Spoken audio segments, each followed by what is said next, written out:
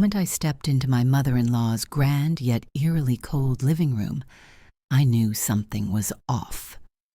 Tyler's entire family sat in stiff formation, their expressions grim, their presence deliberate, like a jury ready to pass judgment.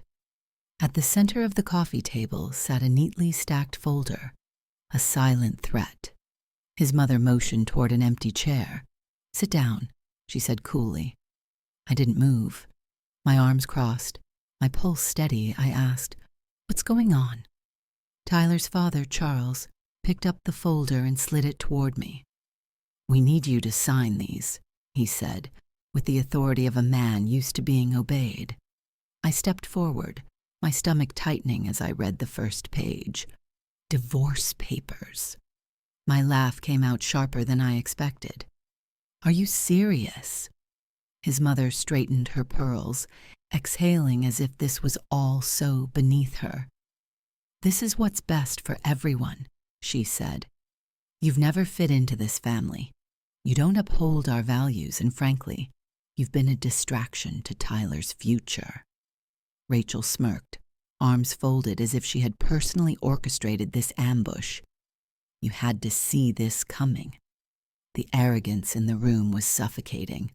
They weren't offering me a choice. They were dictating my exit, assuming I'd comply like some discarded inconvenience. My fingers skimmed the divorce papers before I looked up, unimpressed. "Where's Tyler?" His father's jaw tightened. "He's not here. He doesn't know yet." My stomach turned, but my voice remained steady. "So you decided to blindside me first, drafted all this without his knowledge, expecting me to just sign and disappear?" His mother's lips curled into a tight smile. "It's for the best." That's when I smirked. Reaching into my bag, I pulled out a folder of my own and dropped it onto the table with a deliberate thud. "Actually," I said, tilting my head, "I have a surprise for you, too." The room went still. Every smug face turned wary. Charles hesitated before snatching up the folder, his fingers trembling as he flipped through the pages. His face reddened with each word, each undeniable piece of evidence. His mother went rigid, her carefully curated composure cracking. Rachel's confidence drained in an instant as she grabbed a page, eyes widening in panic. "How did you?" she stammered. I checked my watch, then met her gaze with a satisfied smile. "I've known for a while. I was just waiting for the perfect moment. And this was it." Rachel's voice wavered as she snatched a page from the folder, her eyes darting over the words like she could somehow will them into saying something different. "How did you?" she stammered. I didn't rush my response. I wanted her to feel every second of this unraveling. "I've known for a while," I said smoothly, glancing at my watch. "I was just waiting for the perfect moment. And guess what? That moment is now." Across the room, Tyler's father, Charles, went rigid, his face darkening with rage. This is fake. There's no way you—" He trailed off, his voice faltering. I tilted my head, letting the weight of his panic settle in. "Oh, but I did," I said, my voice light. "And the fact that you recognize what's in those papers tells me everything I need to know. Otherwise, why would you be so scared?" Silence. Thick, suffocating silence. Tyler's uncle, who had been sitting quietly in the corner, reached for a page. He read, then looked up, his face pale. "Charles, is this true?" Charles clenched his jaw so tight it looked like his teeth might crack. His wife, normally so composed, set the papers down with trembling hands, her gaze darting to me with something bordering on fear. You have no idea what you've done," she whispered. I smiled, slow and deliberate. "Oh, I think I do." The air felt electric, charged with the slow collapse of their carefully constructed lies. Rachel's smirk had vanished, her fingers curled into fists. Tyler's mother looked like she'd swallowed something bitter. And his father? He was shaking, barely holding himself together. But they weren't the ones I was waiting for. Right on cue, the front door swung open. Tyler stepped inside, his expression puzzled. Mom said there was some kind of... He stopped abruptly, his eyes landing on the divorce papers, then on the documents I'd just thrown down. Confusion turned to alarm. What the hell is going on? His mother shot up from her seat. Tyler, sweetheart, sit down. We can explain. I cut her off before she could take control of the conversation. No, Tyler, you should sit down. You need to hear this. I turned to him, my gaze steady. Your family tried to ambush me into signing divorce papers behind your back, I said, watching as the words registered. But they didn't expect me to have my own paperwork. His brow furrowed. What? I stepped closer, tapping the folder on the table. That's everything I've found over the past few months. Bank records, emails, hidden transactions. You might want to take a look. He hesitated, then slowly reached for the papers. As he flipped through them, his face drained of color, his breath hitching. His hands trembled. Dad, he whispered, his voice barely holding together. What the hell is this? His father said nothing. Mom?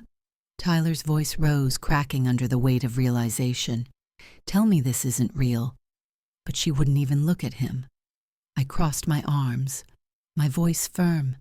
It's real, Tyler. Your dad has been funneling money out of your accounts for years. You were their piggy bank. Business failures, bad investments, bailing Rachel out of debt.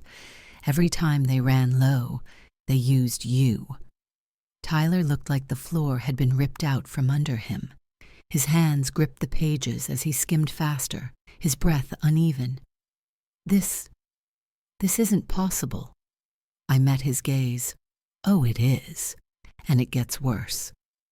I pointed to a specific document, watching as his eyes followed.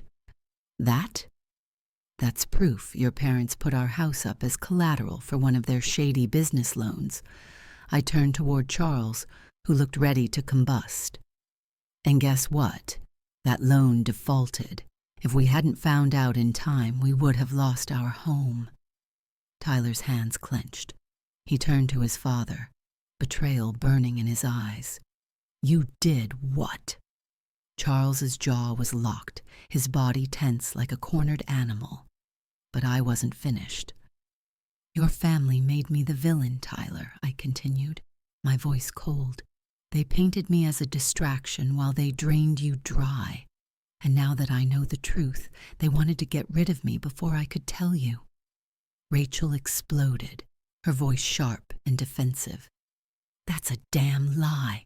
I turned to her, unfazed. Oh?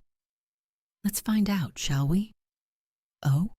Are you sure about that? I asked, my voice dripping with mock curiosity as I reached into my bag once more. The room was already thick with tension, but I wasn't done yet. I pulled out a crisp stack of printed messages and held them up.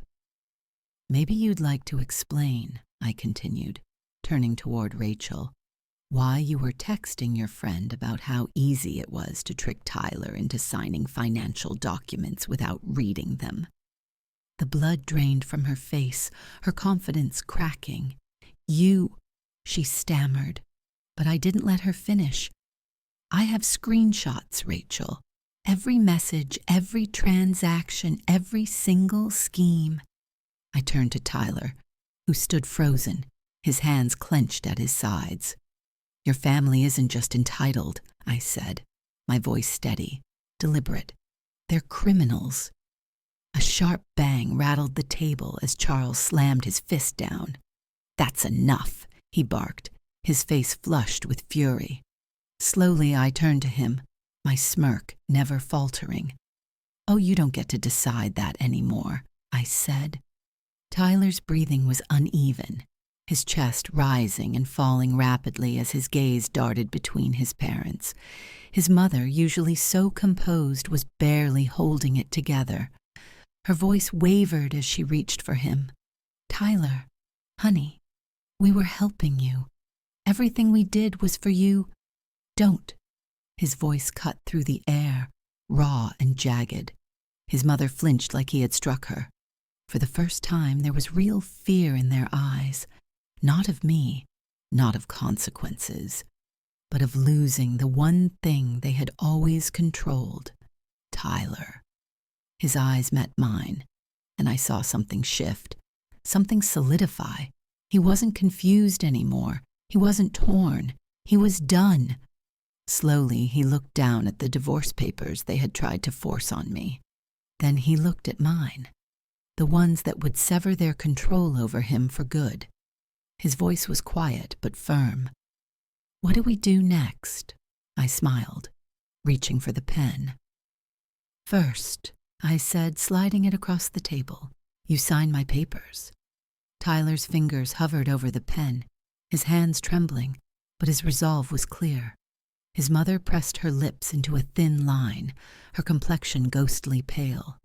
His father looked ready to explode. And Rachel? She was seething, her nails digging into her palms. I could feel it in the air, their desperation, their final grasp at control slipping right through their fingers. But before Tyler could reach for the pen, Charles shot up, his chair screeching across the hardwood floor. No, he growled, his voice thick with warning. You are not signing that. Tyler hesitated, flinching at the sharpness in his father's voice. But I didn't. I met Charles's glare head on. Oh, he's signing it, I said easily. And after that? We're pressing charges. Fraud, identity theft, financial manipulation. Hell, I bet a forensic accountant would have a field day with this. Charles's face turned a dangerous shade of red, his fists clenching at his sides. You think you can walk into my house and threaten me? I let out a small, amused breath. Not a threat, just a fact. Tyler's mother tried one last time, her voice shaking but still pleading. Tyler, sweetheart, don't do this, she whispered, her hands reaching toward him. Think of your family. Think of everything we've done for you. Tyler's jaw tightened. His voice was hoarse, but laced with something unbreakable. You stole from me, he said, his hands shaking as he gripped the papers. You lied to me. You nearly made me lose my home. His mother let out a choked sob, trying again to touch his hand, but he recoiled like her touch burned. Please, sweetheart, she whispered desperately. We love you. I let out a dry laugh. Yeah, a funny kind of love. Then I turned to Rachel, who had been too quiet for too long. And you? I taunted, arching a brow. No snarky remarks? No clever insults? Or are you too busy thinking about how screwed you are? Rachel's mouth opened, then closed, her eyes darting between her father and mother, looking for some kind of escape.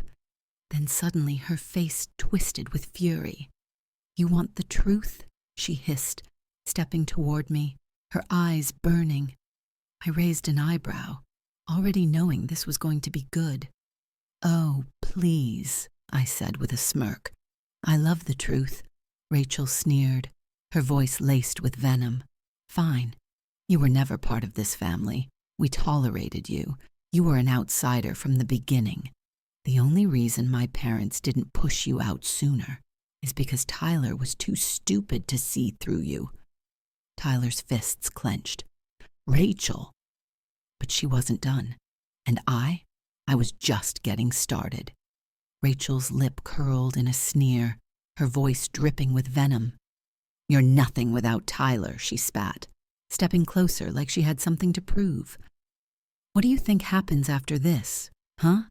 You think you'll just walk away and be fine? Newsflash, sweetheart. Tyler's success? That was us. His connections, ours, his opportunities, all handed to him by this family. You take him away from us, and you'll see just how fast your life falls apart. I tilted my head, studying her with an almost amused curiosity. Is that so? Rachel smirked, crossing her arms. Yeah, so go ahead, take your little victory lap. Divorce him. Take whatever pathetic revenge you think you have. But at the end of the day, we win. I let out a slow chuckle, not breaking eye contact, savoring the moment. Then, with deliberate ease, I reached into my bag and pulled out another folder. Her smirk wavered. "What is that?" she demanded, her voice suddenly lacking its usual sharp edge. I grinned, tapping the folder against my palm. "Oh, Rachel," I said, shaking my head. "Did you really think I wouldn't dig deeper before coming here?" With a flick of my wrist, I tossed the folder onto the table, landing it right next to the divorce papers. "Ladies and gentlemen," I announced with a dramatic wave of my hand, "let's talk about embezzlement." Rachel went rigid, her entire body going still.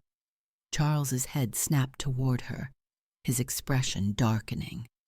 "What?" His voice was sharp, cutting through the air like a knife. I nodded toward the folder. "Turns out, little miss, I'm better than everyone. Has been skimming money from your family's accounts for years." Rachel's face drained of color. "That's a lie," she choked out, but her voice lacked conviction. I flipped the folder open, pulling out the damning evidence: bank records, wire transfers, fake invoices, payments funneled straight to herself, all neatly categorized. "And my favorite part," I continued, sliding a particular page toward Tyler. "Recognize this name?" Tyler frowned as his eyes scanned the page. His face shifted from confusion to realization, and then pure betrayal. This is Dylan," he whispered, his voice barely audible. Rachel's eyes flashed with panic. "Shut up," she snapped. But Tyler wasn't listening to her anymore. He turned to her, his expression unreadable. "The Dylan you said was just a friend." His voice was calm, too calm, the weight of everything finally settling on him. Rachel stood frozen, her mouth opening and closing, but no words came out. Silence. I let it linger, let her feel the walls closing in. Then I shook my head. "Wow," I mused, almost impressed by her audacity. "Not only did you steal from your own family, but you also funneled money to your little side piece." Rachel lunged at me, but Charles grabbed her arm, his grip tight. "Is this true?" he demanded, his voice low, dangerous. Rachel yanked her arm away, her wild eyes darting between him and the documents, searching for a way out. But there was none, because the truth was right there in black and white. Her father's face twisted in rage. "You idiot," he roared. "Do you have any idea what you've done?" Tyler's mother let out a strangled gasp, her hands flying to her mouth. "Rachel, please tell me this isn't true." But Rachel didn't speak. She couldn't, and that was all the confirmation they needed. Tyler turned to me, his voice hollow. "How long have you known?" I shrugged, unbothered. "A couple of months. I wanted to be sure before I said anything." His shoulders slumped, the weight of it all pressing down on him. "Jesus Christ," he muttered under his breath. Meanwhile, Charles was furiously flipping through the evidence, his hands shaking. This is a disaster," he choked out. I leaned against the table, my voice light. "Yup, and now it's your problem." Then I turned to Tyler. "Sign the papers," I said simply. "Let's end this." Tyler looked around the room, at his mother sobbing into her hands, at his father sitting in stunned silence, at Rachel, trembling with rage. Then, with steady resolve, he picked up the pen, and he signed. The final break, the end of their control. Charles exhaled sharply, gripping the edge of the table, his expression twisted with fury. "You're going to regret this," he spat. I met his glare with an easy smile. "Oh, I don't think so."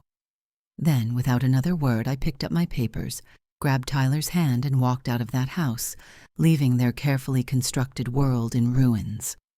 But I wasn't done. Because revenge? It's best served slow and public. Phase 1. Financial ruin. Within weeks, I had every piece of evidence in the hands of a lawyer and a forensic accountant. And when you mess with money at this scale, the IRS gets very interested. Tyler's father's business? Under investigation. The shady loans, the fake reports, all exposed. The foundation of their empire, crumbling. And I was just getting started. With their house, yes, their house, recklessly gambled away as collateral for their doomed investments. It was only a matter of time before the bank came knocking. And when it did, there was no saving them. Their grand Charleston estate, seized. Their fleet of luxury cars, repossessed one by one. Even the family business, a so-called empire built over generations, crumbled beneath the weight of lawsuits, unpaid debts, and a long overdue reckoning. I heard from a mutual acquaintance that Tyler's mother had an all-out breakdown the day the bank stripped her of her precious home, sobbing hysterically as the movers carried out what little dignity they had left. I'd like to say I felt bad, but I didn't, because karma had just started warming up. Then came Rachel's fall from grace. Ah, Rachel, the untouchable one, the golden child, the queen of condescension. Turns out she wasn't as invincible as she thought. Every fraudulent invoice, every stolen dollar funneled to her boyfriend, every carefully hidden financial lie, handed over to the authorities with a neat little bow. And the best part? With her father's business in free fall, there was no one left to shield her. The charges hit all at once: fraud, embezzlement, money laundering. When she was finally arrested, I celebrated with a glass of champagne. She tried to play the victim, crying crocodile tears, but the law wasn't buying it, neither was I. And as a final touch, I made sure her employer got a copy of everything. She was fired on the spot. No references, no sympathy, no way out. And Dylan, her beloved side piece, the moment the money dried up, he vanished, left her to deal with the wreckage alone. Last I heard, Rachel was working a dead-end job, drowning in debt, and blacklisted from the high society circles she used to flaunt. A poetic ending for someone who once believed she was above consequences. Then there was Tyler. Our divorce was swift and efficient, finalized before his family even had time to process their downfall. I got my fair share, everything they tried to steal from me, the house they nearly gambled away, and most importantly, my peace. Tyler. He wasn't blameless in all this. He had been blind, too willing to let them control his life. But once the truth came out, he cut ties completely. Not a word to his parents, not a goodbye to Rachel, just silence. To his credit, he didn't fight me. He signed the papers, accepted the consequences, and walked away from them forever. And me? I took my settlement, packed my bags, and built a new life in a new city, one where I was finally free. And the final nail in the coffin? Oh, I made sure the world knew what happened. Every elite socialite they had cozied up to, every high-end business partner they had once flaunted, all of them learned the truth. Their name, once synonymous with wealth and prestige, became a whispered scandal, a punchline at the country club. No one wanted to be associated with them. The invitations stopped. The connections dried up. They weren't just ruined financially. They were socially extinct. And as for me, I thrived. Because sometimes revenge isn't about striking back. It's about standing tall while they crumble under the weight of their own greed. And I had the best seat in the house.